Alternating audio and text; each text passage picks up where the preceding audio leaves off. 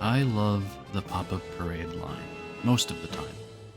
Sometimes the quality isn't too great, and other times it's phenomenal. That being said, InuYasha is one of my favorite anime. I remember watching it a lot as a kid, and it really stuck with me. So, seeing these Pop Up Parade figures here really got me excited for the possibilities. Hello, and welcome to my review of these InuYasha Pop Up Parade figures.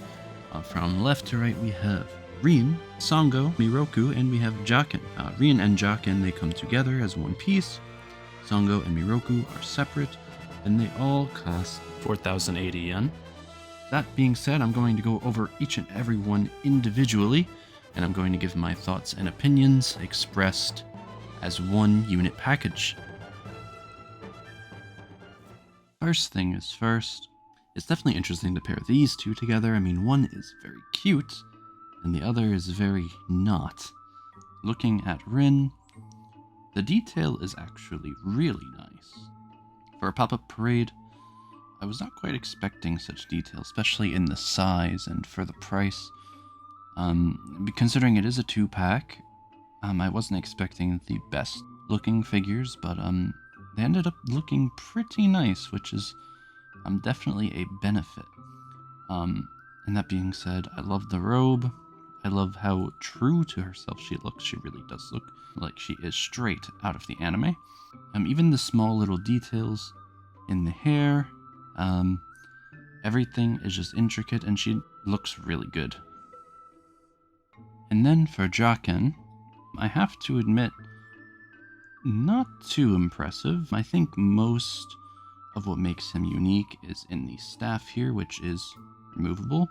So let's take a look at that. We have both the heads on the staff, which are pretty intricately detailed, especially for the size. As you can see, they're smaller than my thumb. Although, I have to admit, it does start to feel a bit like a toothpick at the end, like honestly, and getting it nice and snug in there. It's very tight, so I am a little afraid to break it, but it does end up working out. Looking at Jaken himself, he just looks a little too shiny, a little too simple. I know he's probably half the size of Rin, which makes sense, but man is he small and just uninteresting. There really isn't much about him that appeals to me. Now, that being said, the main reason I got it was for Rin, but being Lord Hisomaru's right-hand man, there's not a lot going for him here, and I think that is a little sad, to be honest.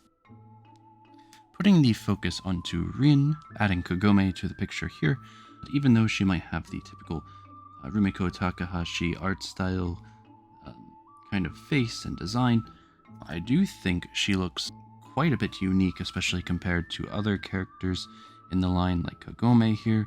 I think her face looks quite distinguished.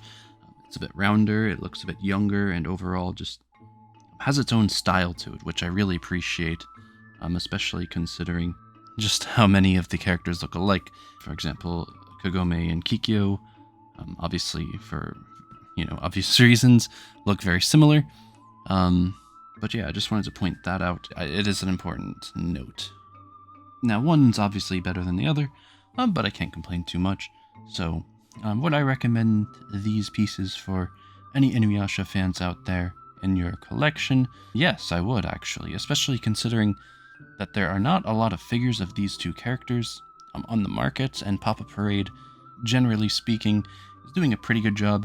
So yeah, I would definitely recommend them in your collection if you're a InuYasha fan, or a Rumiko Takahashi fan, or I'm just a fan of the character designs.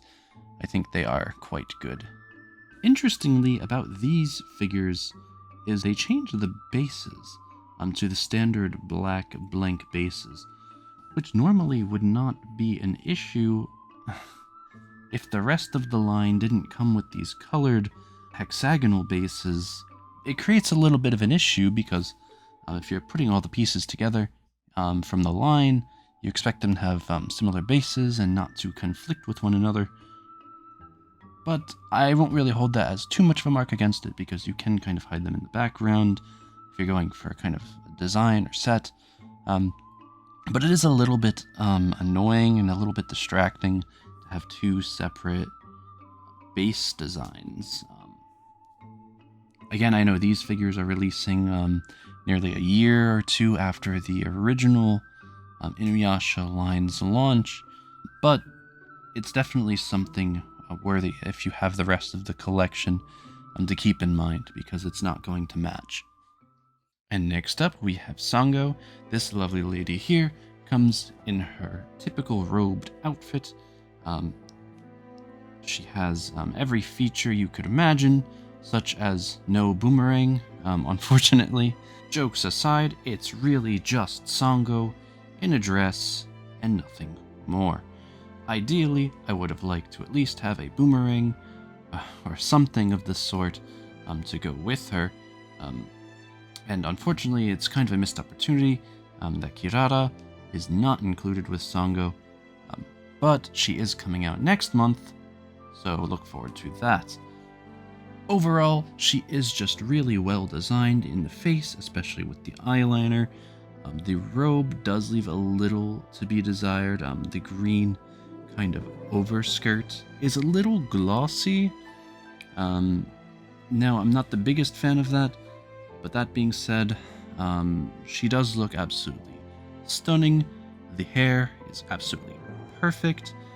She looks just as good as any of the other figures in the set.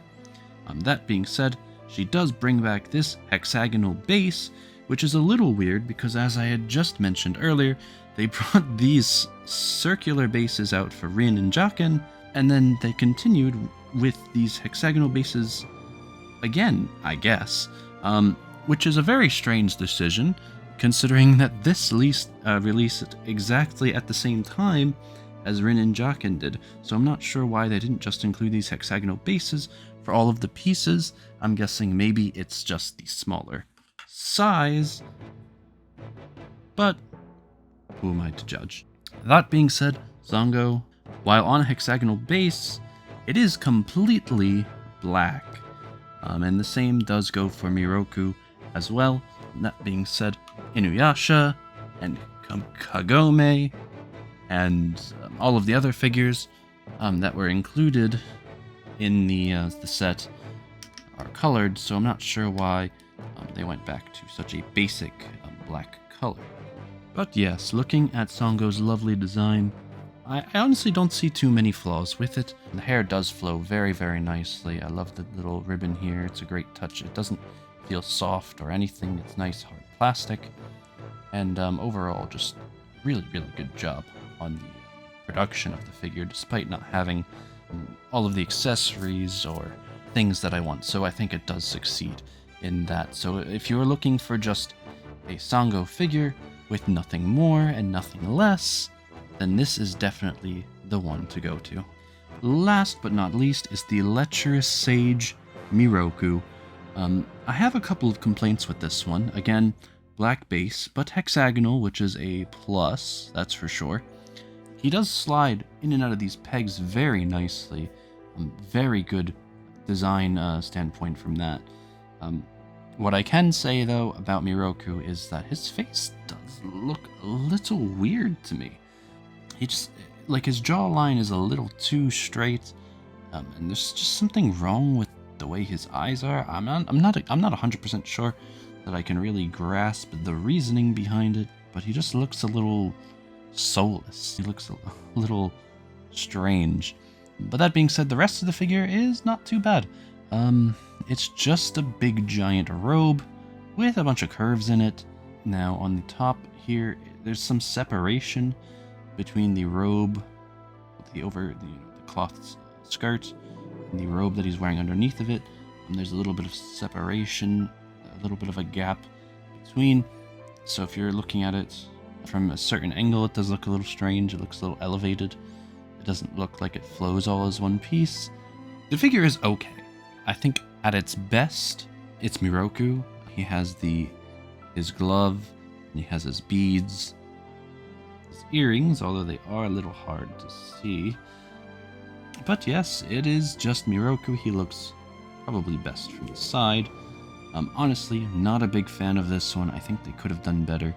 The staff is a little soft in the plastic, softer than Jaken's staff, which is definitely strange to say. It kind of wobbles there.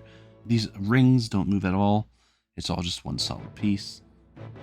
It does come in and out. You can take the staff out. That being said, I don't think Miroku is all that great. He is definitely very heavy. He's very weighty. For the price, I think he's the weightiest figure out of all of them in the line. Maybe with an exception on InuYasha himself. But I don't think Miroku looks great, and actually, now putting them side to side, the faces look very samey. So I don't know if that's a coincidence or not, or if I'm just now coming to that conclusion for the very first time, but personally, I would give a pass on Miroku if you can find any better figures. I don't think this pop-up parade is quite the one that I was looking for. And this ends the review of these 4 lovely figures here. Go ahead, leave a like, leave a comment, and please subscribe, and I will see you in the next one. Bye-bye.